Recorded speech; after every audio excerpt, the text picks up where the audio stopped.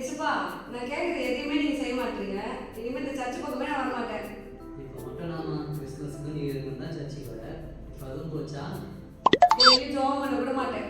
நீ என்னைக்குமா டெய்லி ஜோம் பண்ணியிருக்க? எங்க ஐயா வேற சும்மா ஆண்டவரோட சித்தத்துக்கு ஒப்பு கொடு, ஆண்டவரோட சித்தத்துக்கு ஒப்பு கொடு.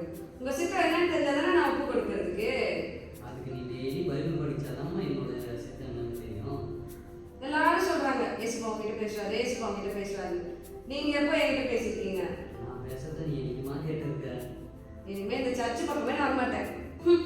யாத்திராகமம் 15:26 உன் தேவனாகிய கர்த்தரின் சத்தத்தை கவனமாய் கேட்டு கை கொள்ளுங்கள்னு வசனம் சொல்லுது.